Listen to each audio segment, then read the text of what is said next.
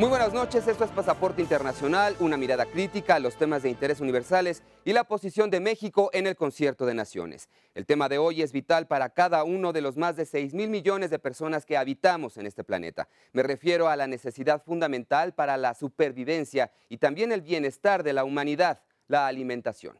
En 1979, la FAO instituyó el 16 de octubre como Día Mundial de la Alimentación y durante estos 30 años se ha celebrado bajo diferentes perspectivas. 2009 tuvo como lema el derecho a la alimentación, pero los objetivos no se han cumplido, por el contrario. Pareciera que la situación se complica y el fantasma de la hambruna se fortalece mientras consume el futuro de millones. Estos son los capítulos más recientes que el hambre ha escrito en la historia contemporánea. Es nuestro primer carrusel internacional.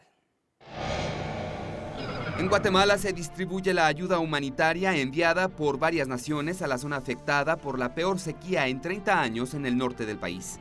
El estiaje, sumado a la pobreza extrema, ha colocado en situación de hambruna a 54,000 familias y en riesgo a otras 400,000, por lo que se decretó el estado de calamidad nacional. Las autoridades de salud confirmaron que entre enero y julio pasado murieron 462 personas por desnutrición grave. De ellas, 54 eran niños. Por esta situación, Celso Cerezo, ministro de Salud guatemalteco, fue destituido.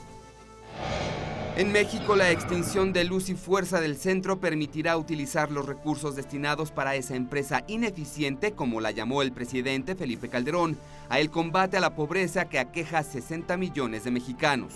Porque permitirá hacer un uso más eficiente de los recursos de los mexicanos y destinarlos verdaderamente a las prioridades nacionales, al combate a la pobreza, en la que vive la mitad de la población, y particularmente la pobreza extrema en la que vive 1 de cada 5 mexicanos. En Italia, la Organización de las Naciones Unidas para la Agricultura y la Alimentación, FAO, advirtió que la crisis económica agudiza los problemas alimentarios en el mundo. El organismo urgió incrementar la producción de alimentos de forma paralela al crecimiento de la población global, que en 2050 será de 9,200 millones de personas, es decir, 2,300 millones más.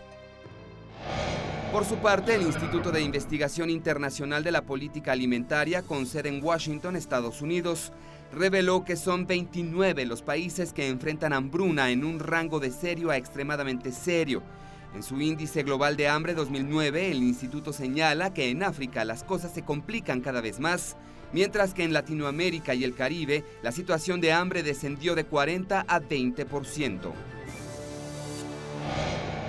En los últimos años, varias naciones, sobre todo de África, el sudeste asiático, América Latina y el Caribe, han sufrido el embate de la falta de alimentos. Aunque diversos han sido los recursos y distintos los efectos en los pueblos, hay constantes que se repiten una y otra vez que impiden cumplir con este principio universal: alimento por derecho. Por un desorden alimenticio, pero rodeada de comida, ella muere poco a poco. Por desórdenes políticos, sociales y climáticos, el alimento escasea y él agoniza. Cada 5 segundos un niño muere por hambre en el mundo. Son víctimas de un fantasma que recorre el planeta desde tiempos inmemoriales. Más de 400 hambrunas han sido de gran escala, incluyendo las que se presentaron después de la Primera y Segunda Guerras Mundiales. Justamente en el siglo XX, organizaciones internacionales contabilizaron y clasificaron a las hambrunas por causas naturales, sequías, inundaciones, terremotos y maremotos, plagas de insectos y enfermedades de las plantas, y por causas humanas, destrucción deliberada de cosechas, sobrepoblación, producción y distribución deficiente de alimentos, conflictos civiles y principalmente guerras.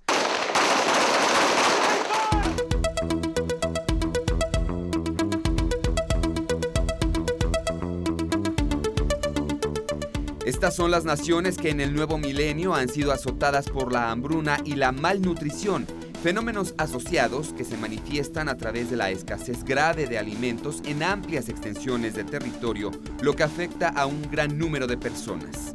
Las consecuencias inmediatas son: niños y adultos pierden el 25% de su peso en cuestión de días. La falta de calorías y proteínas provoca que los menores y ancianos mueran más rápido que el resto de la población, que se vuelve vulnerable a todo tipo de enfermedades oportunistas. un enorme pozo de cultivo para epidemias. A escala sociológica, se registran emigraciones masivas que obligan la creación de campos de refugiados, donde, a pesar de la ayuda internacional, la población afectada ve paralizado su futuro. Hoy, más de 850 millones de personas sobreviven malnutridas, 90% en países subdesarrollados. América Latina es, después de África y algunas naciones del sudeste asiático, la región más castigada, pero el golpe mayor está por venir. Hace apenas 20 años se afirmaba que el mundo estaba en condiciones para alimentar a los entonces 5.300 millones de habitantes. Ahora, cuando se calcula que 9.200 millones de personas poblarán la Tierra en el año 2050, el cambio climático se convierte en un riesgo de hambruna, la mayor en la historia de la humanidad.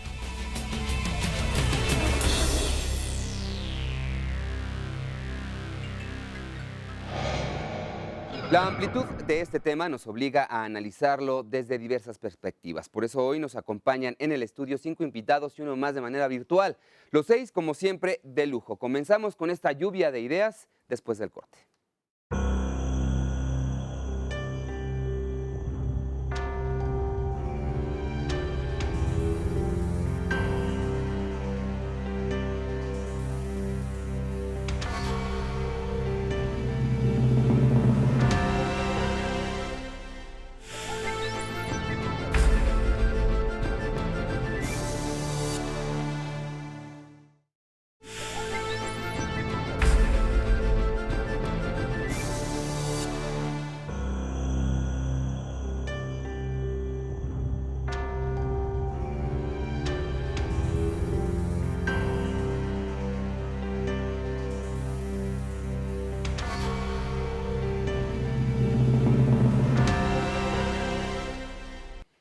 Especialistas de todas las tallas y niveles han levantado la voz para señalar algunos de los factores que favorecen la falta de alimentos, desde el clima hasta cuestiones políticas, sociales y culturales, desde el plano regional hasta el global. José Sarucán, rector de la UNAM, es uno de ellos.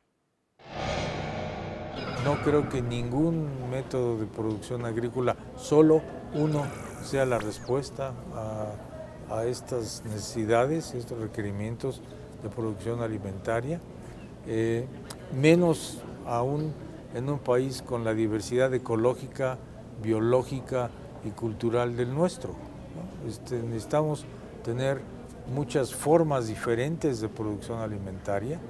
Esto desde luego no le gusta a la gente que está en lugares con la Secretaría de Agricultura, porque les complica más la vida, pero es artificial pensar que un solo sistema de producción o una sola metodología, una sola forma de producción es la respuesta a todos. No es el caso para México. Y ahora vamos con esta primera etapa del programa donde nos acompañan Abelardo Ávila Curiel. Él es investigador titular de la Dirección de Nutrición del Instituto Nacional de Ciencias Médicas y Nutrición Salvador Subirán. Además, el doctor Juan Antonio Leos Rodríguez, investigador de la Universidad Autónoma Chapingo, es miembro del Sistema Nacional de Investigadores con maestría y doctorado por la Universidad de Berkeley en Agricultura, Economía y Recursos. Gracias a ambos, buenas noches. Buenas noches. Buenas noches. Es una situación que no estaba prevista, esta falta de alimentos que se ha generalizado en algunas regiones del planeta y con luz roja, porque dicen dentro de algunos años estaremos atravesando por una crisis. ¿Qué es lo que pasa o qué es lo que nos falta? Quizá. Hoy declara la FAO algo muy acertado, inclusive en contra de algunas declaraciones previas de que el problema no es un problema propiamente de falta de alimentos o de escasez de alimentos. Hay una crisis muy fuerte de precios de alimentos de hace un par de años y una crisis económica muy fuerte, pero ante todo la FAO declara que el problema del hambre es un problema de equidad, es un problema de pobreza y que no se puede abatir este problema si no se trata la erradicación del hambre con respeto al medio ambiente, con respeto a los sistemas productivos tradicionales. Claro, que se corte de raíz, digámoslo así. ¿La posición de ustedes también es esa o sí es necesario trabajar quizá pues tomando en cuenta las características del clima que ha comenzado a variar? ¿Sí es necesario también apuntalar esa situación? Sí, o sea, Digamos, el problema es, como se señala, pues multifactorial.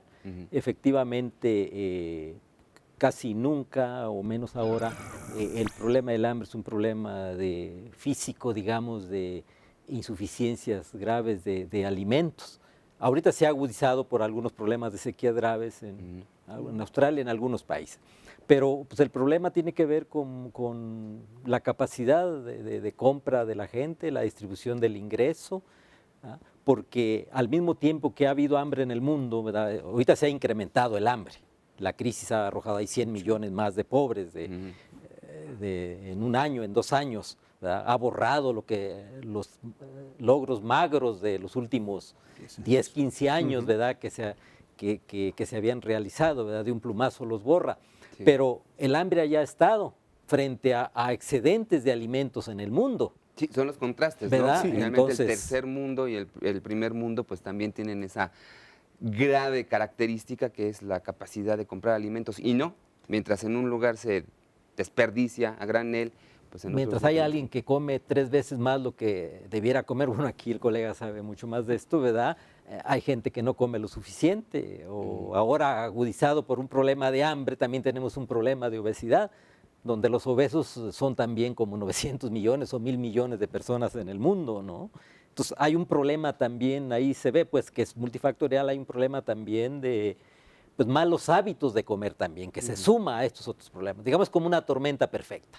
Coincidieron muchos factores que en crisis pasadas no habían coincidido. ¿Pero a qué se debe? ¿Falta de visión de los gobiernos, falta de previsión, ambición sobre rebasada de parte de otros? ¿Qué sí, lo que apunta claramente es un fracaso de modelo económico.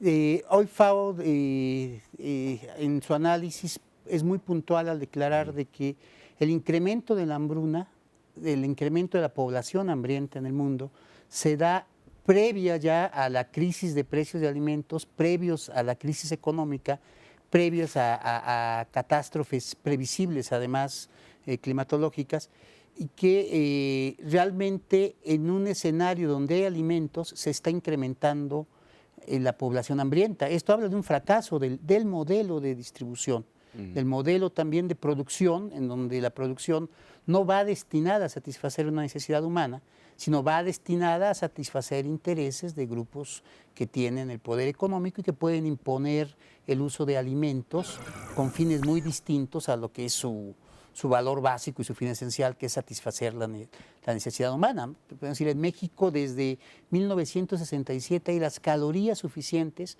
para que no hubiera ni un niño desnutrido.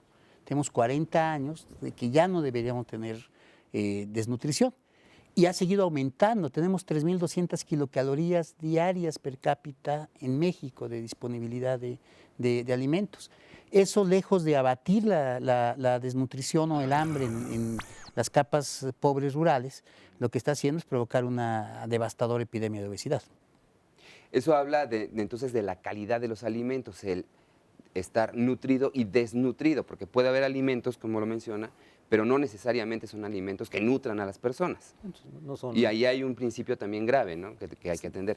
Sí, que no son, uno ve a la hora de la comida, donde uno camina para la casa o algo, los niños o las personas adultas con un refresco de 2-3 litros, que seguramente es para acompañar la comida, que hace 30 o 40 años no era tan frecuente. Creo que adolecemos de malos hábitos, se han agudizado los malos hábitos en el consumo. Entonces, esto sumado al problema del ingreso, que nunca es suficiente para muchos para poder comer bien, usted le está agregando malos hábitos. Yo estoy seguro que si usted traslada todo eso que se come como comida, pero que no lo es, mejoraría sustancialmente, ¿verdad? Porque son caras, muchas de las cosas que se comen son caras, transformadas a huevo, a leche, a otras cosas, pues mejorarían bastante la nutrición.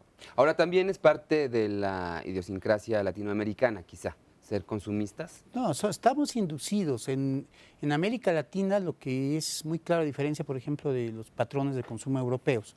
En América Latina la publicidad es la que educa a la población y desde la más tierna infancia, desde cuando son consumidores vulnerables, cuando son consumidores que pueden ser víctima de tipos de publicidad engañosa que no se que no tienen la capacidad los niños de diferenciar y crecen y la siguen asumiendo de adultos la misma credibilidad que tienen en la infancia, siguen creyendo en los santos reyes en cuestión de alimentos. En muchos países de Europa, por ejemplo, está absolutamente prohibida la publicidad dirigida a niños que estimule este tipo de consumos. Es un delito y está sancionado. El Parlamento Europeo se ha pronunciado claramente de que eso se debe de evitar porque causa los problemas gravísimos de mala nutrición que tenemos. Entonces, sería erróneo culpabilizar a las víctimas, ¿no? Los niños son víctimas de esa publicidad, son inducidos, son sometidos a un bombardeo constante y de adultos mantienen esa formación. Vamos a un corte y regresamos con más.